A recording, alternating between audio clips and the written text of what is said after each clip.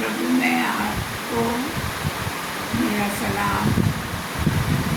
आज जब हम लोग प्रभु यीशु मसीह के उस क्रूस की कथा के बारे में जानेंगे, जबकि प्रभु यीशु मसीह को हम सभी के पापों के कारण क्रूस मिला, उसने हमारे पापों को अपने ऊपर ले लिया और वो क्रूस पर चढ़ गया। और उस क्रूसीकरण के दौरान उसे बहुत सारी यातनाएं सहनी पड़ी। तो आज हम जानेंगे कि यीशु के लहू की सामर्थ, यीशु के 7 घावों की सामर्थ क्या है। उसके शरीर में सिर से लेकर पैर तक कुल 7 घाव लगे और उनकी सामर्थ क्या है, इसके बारे में आज हम लोग देखेंगे। अगर हम व्यवस्था विवरण 17 उसका 11 पद देखें तो वहाँ इस प्रकार से लिखा है, शरीर का प्राण लहू में रहता है और उसको मैंने तुम लोगों को वेदी पर चढ़ाने के लिए दे दिया। वेदी क्या है? वेदी पे चढ़ाए मतलब उस क्रूस पर चढ़ाने के लिए परमेश्वर ने अपने बेटे को दे दिया और उसका लहू उस क्रूस पर बहा कि तुम्हारे प्राणों के लिए प्रायश्चित किया जाए। जो हमारे पाप हैं उसको वो लेकर क्रूस पर चढ़ गया। और अगर हम पश्चाताप करते हैं तो परमेश्वर हमारे प्रार्थनाओं को सुनेगा, क्योंकि प्राण के कारण लहू ही से प्रायश्चित होता है, बिना लहू के प्रायश्चित नहीं है। इसी तरह अगर हम उसका 14 पद भी देखें तो वहाँ इस प्रकार लिखा है, क्योंकि शरीर का प्राण जो है वो उसका लहू ही है। आप देखिए कि जब किसी भी उसको अगर आप एक उदाहरण ले लें, जब आप किसी भी मुर्गी मुर्गा इसका जो आप जब उसको काटते हैं तो बहुत देर तक उसमें कंपन होता रहता है। क्यों? क्योंकि वो लहू जो है वो उसमें कार्य करता रहता है और बहुत देर के बाद फिर वो लहू शांत होता है। तो यहाँ दिया है, क्योंकि शरीर का प्राण जो है वो उसका लहू ही है और जो उसके प्राण के साथ एक है। रोमियो का पुस्तक निकालें, रोमियो 3:25 में लिखा है, उसे परमेश्वर ने सब विश्वास करने वालों के लिए एक ऐसा प्रायश्चित ठहराया जो विश्वास करने में कार्यकारी होता। मतलब उसको जो है प्रभु यीशु मसीह को हम लोगों के पापों के कारण क्रूस उसको दिया गया।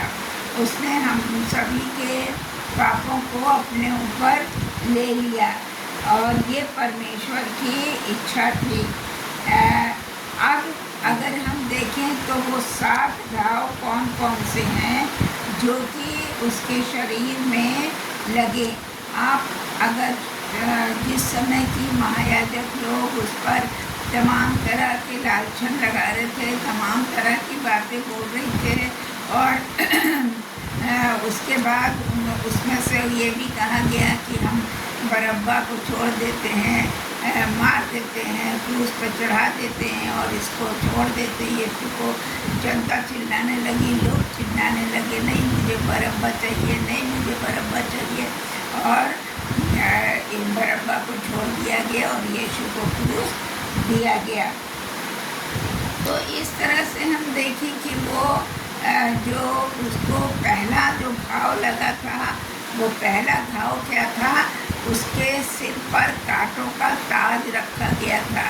आप देखिए, अगर एक साधारण सा आपके पैर में, हाथ में कोई चाहे पिन हो, कांटा हो, जो भी चुभ जाए तो आपको कितना दर्द होता है और एकदम आप उस पर कुछ ना कुछ लगाने का और करने, उसको मसलने का, उसको सहलाने की कोशिश करते हैं। लेकिन देखिए, हमारे प्रभु यीशु मसीह के सिर पर कांटों का ताज दबा दिया गया, चारों तरफ से उसके रक्त बह रहा था। आप अनुमान लगा सकते हैं कि उसको कितनी पीड़ा हो रही होगी। और वो पीड़ा उसने जो है हम लोगों के कारण सही, क्योंकि वो हमारे पापों से हमको छुटकारा देना चाहता था, वो हमें हमारा उद्धार करना चाहता था, इसलिए उसने ये पीड़ा सही। और जब उसको कांटों का ताज पहनाया गया, मरकुस अगर 15-17 देखें तो वहाँ लिखा है, उन्होंने उसे बैगनी रंग के वस्त्र पहनाए और कांटों का मुकुट गूंथ कर उसके सिर पर रख दिया। यूहन्ना अगर आप देखें 19:2 और 5 पद, तो वहाँ इस प्रकार लिखा है, पिलातुस के सिपाहियों ने कांटों का मुकुट गूंथ कर उसके सिर पर रख दिया। और 5वां पद देखें तो वहाँ इस प्रकार से लिखा है, यीशु कांटों का मुकुट पहनकर बाहर निकला। वहाँ पर उसे कांटों का मुकुट पहना दिया गया। कांटों के ताज की पीड़ा तो बहुत ही असहनीय थी। अगर एक कांटा चुभ जाता है तो हमें कितना दर्द होता। और उस प्रभु यीशु मसीह के जिसके सिर पर रख के और कांटा का वो ताज दबा दिया गया, चारों तरफ से रक्त बह रहा था, लहू बह रहा था, तो सोच लीजिए उसको कितनी पीड़ा हो रही थी। लेकिन उसने अपना मुख कभी नहीं खोला और वो जो रक्त था वो उसके चेहरे पर और सब जगह बहकर आ रहा था। तो इसी प्रकार से जब हम संसार में चिंताएं जो हम करते हैं वो कांटों की तरह है। जो हम चिंताओं को महसूस करते हैं वो एक कांटों की तरह है जो हमारे सिर पर मंडराती रहती है पूरे समय चिंताएं। और ये चिंता हमारी शांति को खो देती है। अगर हम चिंता करते रहेंगे, बहुत सारी बीमारियां होंगी, हमें नींद नहीं आएगी, हमें तमाम तरह की परेशानियां होंगी और हमारी नींद भी क्या हो जाएगी, चली जाएगी और हमें जल्दी नींद भी नहीं आएगी। और सोच लीजिए इतनी पीड़ा हमारा प्रभु यीशु मसीह जो है सह रहा था। और परमेश्वर हम लोगों को चिंता मुक्त रखना चाहता है, इसलिए उसने सारी परेशानियां अपने ऊपर ले ली हमारे उद्धार के लिए, हम लोगों को उनसे चिंताओं से छुड़ाने के लिए। अगर आप पहला पत्रस 5 और 7 देखें तो वहाँ इस प्रकार से लिखा है कि अपनी सारी चिंता परमेश्वर पर डाल दो, क्योंकि वो तुम्हारी चिंता करता है। कौन चिंता करता है? हमारा प्रभु यीशु मसीह हम लोगों की चिंता करता है। हम अपनी चिंता करके ना एक घड़ी बढ़ा सकते हैं जीवन की, ना एक घड़ी घटा सकते हैं। तो हम चिंता क्यों करें? क्योंकि चिंता करने वाला तो हमारा परमेश्वर है। अगर आप भजन संहिता 94 उसका 19 पद देखें तो वहाँ लिखा हुआ है, जब मेरे मन में बहुत सी चिंताएं होती हैं तब हे यहोवा तेरी दी हुई शांति से मुझको सुख मिलता है। परमेश्वर उन चिंताओं को ले लेता है और हम लोग को सुख का आनंद होता है। यीशु का लहू जो हमारी दिमागी टेंशन है, चिंताएं हैं, उनसे उनको दूर करता है। और कब दूर करता है? जब आप उस पर विश्वास करेंगे।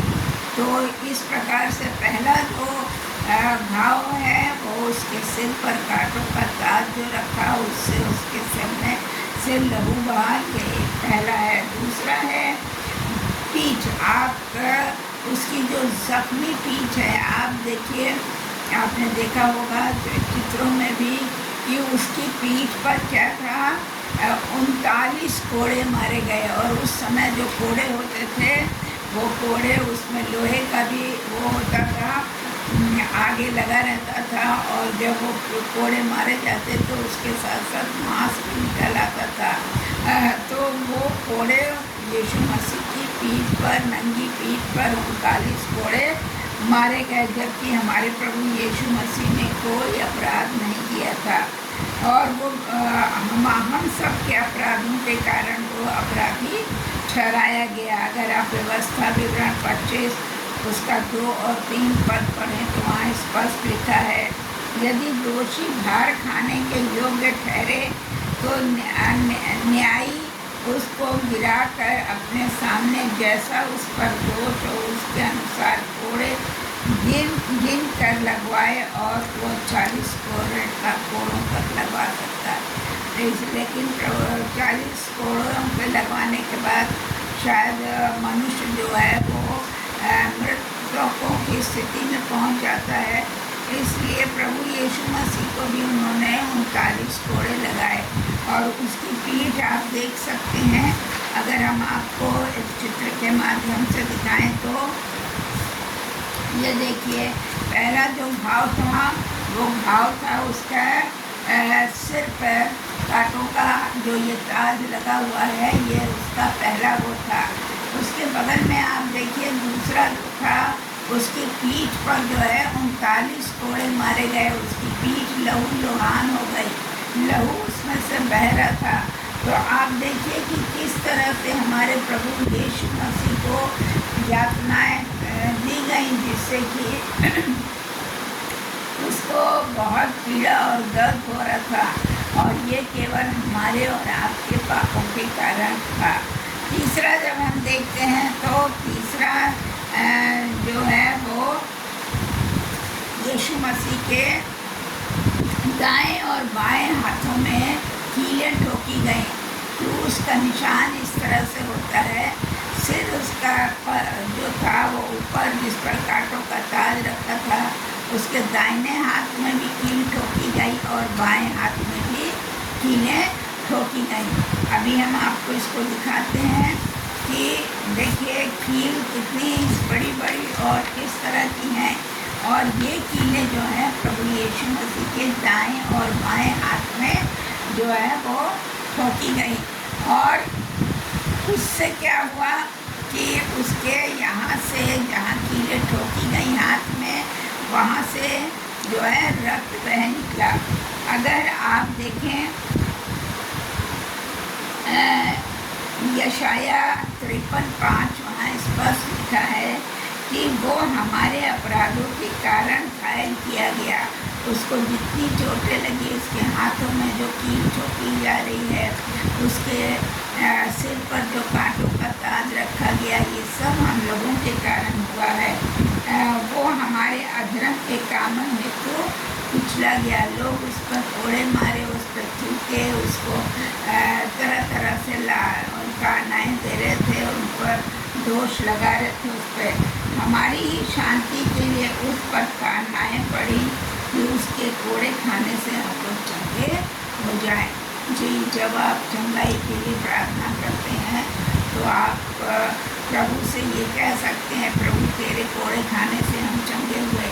और प्रभु जो है सुनने वाला परमेश्वर है, दया करने वाला परमेश्वर है, और हमें चंगाई भी देता है।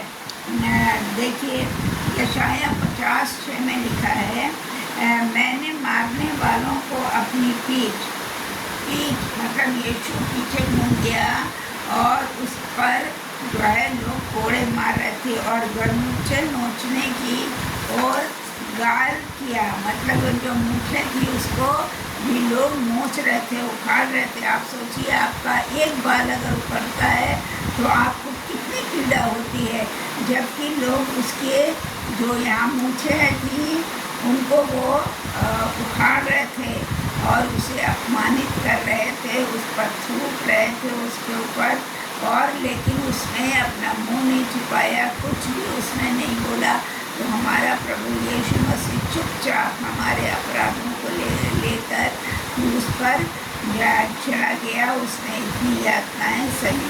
अगर आप मरकुस 15:15 देखें, मरकुस का 15 अध्याय 15 पद देखिए, वहाँ लिखा, तब पिलातुस ने बड़ी भीड़ को खुश करने के लिए उनकी इच्छा के अनुसार बरअब्बा को छोड़ दिया। अभी हमने आपको बोला था कि बरअब्बा को वो लोग पिला रहे थे।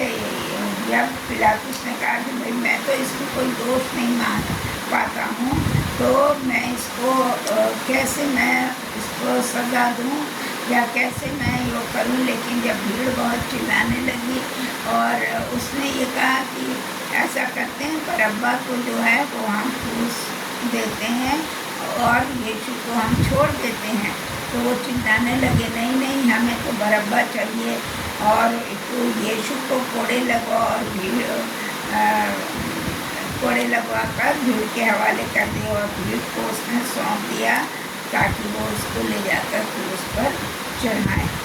अब देखिए, अगर हम बाएं हाथ को लें, बायां हाथ जो है उस पर जब कील ठोकी गई तो क्या था, बाएं, आप देखिए, जब किसी व्यक्ति का आप अभिवादन करते हैं तो आप दाहिने हाथ से नहीं पकड़ते, आप बाएं हाथ से उसको, उसकी कमर या उसकी पीठ ऐसे पकड़ के अपने से अपनी ओर उसको लेकर आते हैं। तो वो बायां हाथ जो कि लोगों को संभालने के लिए यहाँ पर यही प्रमाणित करता है कि प्रभु ने अपने बाएं हाथ के द्वारा हम लोगों को एक साथ लिया, और उसने क्या किया, हम लोगों को पकड़कर सांत्वना दी, हम लोगों को कहा कि धीरज धरो, और उसने सांत्वना दी। हाथों से जो उसके बाएं हाथ से जो कीलें ठोकी थी उनसे लहू बह रहा था और उसे बहुत ज़्यादा पीड़ा हो रही थी। आप सोच लीजिए, एक कील अगर हम लोग की गड़ जाए तो कितनी परेशानी होती है, कितनी दर्द होती है। लेकिन वो प्रभु यीशु मसीह का, उसमें जब कीलें ठोकी गई तो आप सोच इमेजिन करिए कि उसको कितनी तकलीफ हो रही थी, और वो क्यों हो रही थी, हमारे और आपके पापों के कारण या क्लेशों के कारण। और वो बाएं हाथ से ही हम लोग किसी को भी दाहिने से नहीं पर बाएं से उसका आलिंगन करते हैं। परमेश्वर ज्ञान की सुगंध द्वारा हर जगह फैलाता है। कुरिन्थियों में भी लिखा है कि परमेश्वर का जो ज्ञान है, जो धर्मशास्त्र है, हम उसको पढ़कर जो ज्ञान प्राप्त करते हैं, उसकी जो सुगंध है, उसकी जो सच्चाई है, वो हर जगह फैलती है, उससे कोई रोक नहीं सकता है। अगर हम दाहिना हाथ देखें तो दाहिने हाथ में भी उसकी कील ठोकी गई। निर्गमन 15 निकालें, उसका 6 वहाँ लिखा है, यहोवा तेरा दाहिना हाथ जो है वो शक्ति, दाहिना हाथ जो है वो शक्ति में महाप्रतापी हुआ है। देखिए, दाहिने हाथ से हम लोग क्या करते हैं, हाथ मिलाते हैं। दाहिने हाथ से जो है हमारे दाहिने हाथ में पकड़ मजबूत होती है बनिस्बत बाएं हाथ के। तो वो यहाँ पर यही दिखा रहा है, बोल रहा है, यहोवा तेरा दाहिना हाथ शत्रुओं को चकनाचूर करता है। देखिए, जब आप किसी को मारने का प्रयास करते हैं तो बाएं से नहीं, दाहिना हाथ आपका पहले चलता है किसी भी काम में। तो वो लेकिन प्रभु यीशु मसीह का दाहिना हाथ क्या था, से वो शत्रुओं को चकनाचूर कर देता है। अगर आप भजन संहिता 118 का 16 पद पढ़े, महान यहोवा दाहिने हाथ महान हुआ है, यहोवा का दाहिना हाथ से पराक्रम का काम होता है। आप देखिए, उसने जो भी रोटी ली, जब वहाँ पर भीड़ उसके पीछे थी और एक लड़का था, वो देखा कि भीड़ तो सुबह से जा ही नहीं रही है उसी के पीछे, तो उसे लगा कि ये इनको भूख लगी है, तो चेलों से कह रहे हैं इनके लिए कुछ ले आओ और वो खाने के लिए। तो ये चुकाया, वो चेले कह रहे, अरे इतनी बड़ी भीड़ है, कहाँ से, तब तक एक लड़का खड़ा हुआ, उसके पास थोड़ा सा उसकी माँ ने खाना दिया होगा, तो उसने वो खाना दिया, और उससे प्रभु यीशु मसीह ने उस पर प्रार्थना किया और उससे रोटी के टुकड़े दाहिने हाथ से ही तोड़े, और उसके बाद चेलों को कहा इन्हें पंक्ति में बैठा दो, और वो वहाँ पर उनको देने लगा, और इनके खाने के बाद भी उनके 12 टोकरे बच गए। तो प्रभु का जो दाहिना हाथ है बहुत शक्तिशाली है। जब हम कहीं गिरते हैं तो वो दाहिने हाथ से हमें उठाता है, हमें संभालता है। तो लेकिन क्या था, जो लोग थे उन्होंने उसके दोनों हाथों को जो था उसमें कीले ठोक दी उसके ऊपर। अगर आप देखें तो इसमें अभी हमने आपको दिखाया किस तरह से उसके दाहिने हाथ में अब उसका देखिए पैर है, वो पैर पर भी उसके कीले एक पर एक पैर को चढ़ाकर और वहाँ उसकी कीलें ठोकी गई। आप देखिए, आप जब भी कदम बढ़ाते हैं तो आप पहले दाहिना पैर बढ़ाते हैं और बाद में बायां उसके पीछे चलता है। तो दाहिना जिस तरह से हाथ शक्तिशाली होता है, वैसे ही जो है दाहिने हाथ के साथ साथ हम लोग हमारा दाहिना पैर जो है वो भी शक्तिशाली होता है। निर्गमन 20 को अगर 23 को आप देखें उसका 20 पर, तो वहाँ लिखा है, सुन मैं एक दूत को तेरे आगे आगे भेजता हूँ जो मार्ग में तेरी रक्षा करेगा और जिस स्थान पर मैंने तैयार किया है उसमें तुझे पहुँचाऊँगा। यीशु हम लोगों के लिए जो स्थान तैयार करके रखा है, अगर हम परमेश्वर की आज्ञा के अनुसार जीवन निर्वाह करते हैं तो वो हमें उस स्थान पर लेकर जाएगा। इसी तरह से अगर रोमियो 16 और 30 देखें, वहाँ भी लिखा है, शांति का परमेश्वर शैतान को तुम्हारे पांव तले कुचलवाएगा। जब क्या था, आदम और हवा ने पाप किया, उन्होंने उस फल को जो परमेश्वर ने मना किया था उसको खाया और वो सर्प जो शैतान सर्प के रूप में उनके पास आया था, वह तो परमेश्वर बहुत जब प्रतिदिन आदम की बारी में वो आता था और आदम हवा से वो बातचीत करता था। जब आया तो ये लोग छिप गए, क्यों ये नंगे अपने आप को नंगा इनको महसूस हुआ, इन्हें दिखाई दिया। परमेश्वर ने कहा क्या जो फल मैंने खाने को मना किया तो वो तुमने खा लिया? तो इसने बोला हवा ने मुझे खिलाया, और हवा ने से पूछा तो हवा ने कहा सर्प ने मुझे खिलाया। तो परमेश्वर ने उन लोगों को श्राप दिया कि पुरुष को कि तू मेहनत की रोटी खाएगा, पसीने की रोटी खाएगा। दूसरा जो है स्त्री को उन्होंने दिया कि तू कष्ट से पीड़ा से पुत्र संतान जनेगी। और सर्प उन्होंने पहले सर्प जो था उसके पैर थे और वो उस तरह से चलता था ज़मीन पे, लेकिन जब प्रभु यीशु मसीह ने उसको श्राप दिया, कहा कि तू पेट के बल चलेगा और मिट्टी चाटेगा और इंसान तेरे सिर को कुचलेगा। देखिए, संभवतः जब भी सांप दिखाई देता है तो लोग उसके घर पे नहीं मारते, उसके सिर को मार के कुचल देते हैं। तो ये पहले से ही परमेश्वर ने कहा था। तो इस तरह से हम देखते हैं, इसी तरह से बायां पैर है वो दाहिने पैर का सपोर्ट करता है। बायां पैर दाहिने पैर का सपोर्ट करता है। तो इन लोगों ने क्या किया, दोनों पैरों को एक के ऊपर एक रख के कीलों में उसको जड़ दिया, उसको ठोंक दिया। तो इस तरह से अभी तक हमने देखा, पहला जो घाव था यीशु का वो कांटों के ताज के द्वारा हुआ था। दूसरा उसका जो था उसकी पीठ पे 39 कोड़े मारे गए थे। तीसरा जो था, तीसरा और चौथा दाहिने और बाएं हाथ में उसके कील चौकी गई थी। और पांचवा और छठा जो उसका था वो था उसके दोनों पैरों में एक के ऊपर एक करके कील का ठोका जाना। तो इस तरह से हम देखते हैं कि हम परमेश्वर जो है वो बार बार हम लोगों की सहायता करने की कोशिश करता है। उसने हमारे पापों को अपने ऊपर ले लिया है, लेकिन क्या है, जो सातवां है वो और भी भयानक है। उन लोगों ने वहाँ पर उस समय ये नियम था कि यीशु मसीह जो बीच में टंगा था, दोनों तरफ दो जो थे वो अपराधी टंगे हुए थे। तो उनका ये था कि जब क्रूस दिया जाता था कि पता नहीं मरा है कि नहीं, तो उसको जांचने के लिए वो लोग टांगे तोड़ देते थे उनकी। लेकिन जब यीशु मसीह के पास वो आए तो उन्होंने टांग तो नहीं तोड़ी, पर उन्होंने बर्छी भाला लेकर उसके बाएं तरफ उसमें वेद दिया, छेद कर दिया, मार दिया उसमें। तो उसमें से लहू और पानी दोनों निकला। और मरकुस में लिखा है, मरकुस 19:34 में लिखा हुआ है कि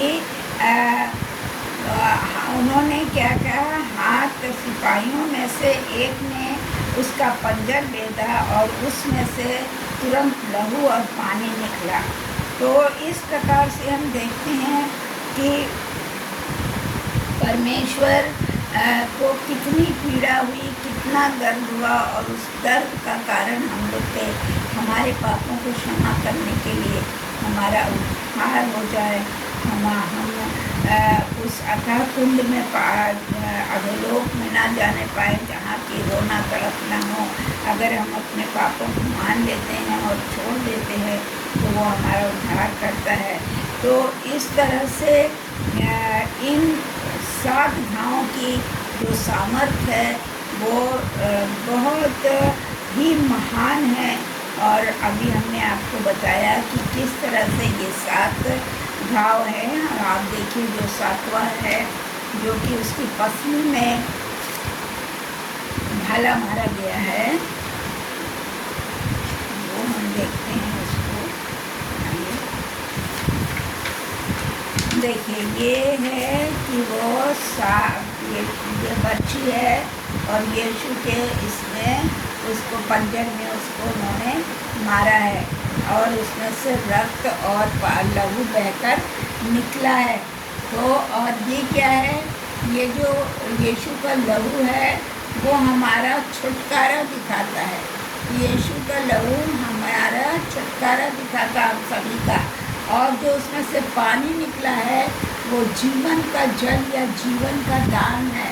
तो इस तरह से हम देखते हैं कि ये आप जकरिया 13 उसमें लिखा है, the blood formed of a fountain from the washing away the sin, हमारे पापों को जो है वो दूर करता है। And water become the fountain of life, और हमारे जीवन का जल जो है वो यीशु मसीह है।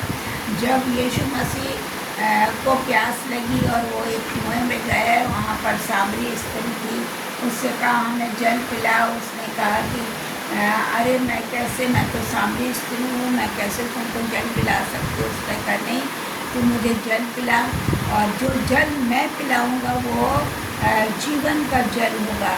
और सही बात है कि प्रभु यीशु मसीह हम लोगों का जीवन का जल है।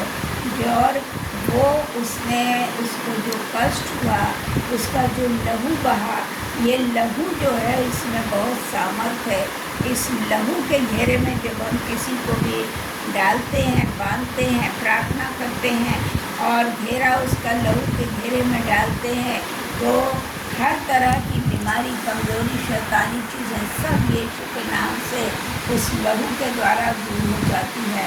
तो लहू में बहुत सामर्थ्य है। तो आज हम लोगों ने देखा कि प्रभु यीशु मसीह के 7 घाव जो है, इन 7 घावों से में एक बहुत बड़ी सामर्थ्य है कि और वो सामर्थ्य जैसे आपको पहले मैंने बताया, सिर में कांटों का दाग, उसके पीठ पर जो है 39 कोड़े मारे गए, और उसके बाद उसके दाहिने और बाएं हाथ में कीलें ठोकी गई, उसके दाएं और बाएं पैर में एक साथ करके कील ठोकी गई, और आखिरी जो था वो उसका लहू जो उसमें से बहा, वो उसका पंजर में जो भाला मारा गया, उससे जो रक्त और लहू मिला, वो हमारे छुटकारे का और जीवन दान का एक स्रोत बना। सो प्यारे भाइयों बहनों, आप स्मरण करिए, इमेजिन करिए कि अगर ये परमेश्वर यीशु मसीह हमारे लिए ये घाव नहीं सहता, अपने प्राण नहीं देता, तो हमारे पाप क्षमा नहीं होते और ना हमारा उद्धार होता। तो इन्हीं बातों के साथ हम लोग इसको ख़त्म करेंगे, और आगे जबकि आज का दिन शुरू हो गया है, गुड फ्राइडे का दिन शुरू हो गया है, और गुड फ्राइडे में हम लोग यीशु मसीह की 7 वाणियों के बारे में, तो यीशु मसीह जब क्रूस पर था तो उसने 7 वाणियाँ बोली थी, उसको हम लोग 7 वाणियों को कल जब हम धर्मों में जाएंगे तो वहाँ पे सुनेंगे, लोग उस पर चर्चा करेंगे कि वो 7 वाणियाँ कौन कौन सी हैं। सो आप सभी को जो है ये यीशु के कष्ट का दिन, जो कि हम लोगों के लिए एक आनंद का उद्धार का दिन है और जीवन दान का दिन है जो उसने हम लोगों को दिया है। उसकी चर्चा जब हम लोग भवनों में जाके सुनेंगे तो हम अपने दिलों को कठोर न करें, पर परमेश्वर के आगे अपने आप को दीन और नम्र बनाएं, अपने पापों की क्षमा मांगे और परमेश्वर की आज्ञा के अनुसार अपना जीवन निखार करें। आप सभी को प्रभु में मैं शुभ रात्रि कहती हूँ।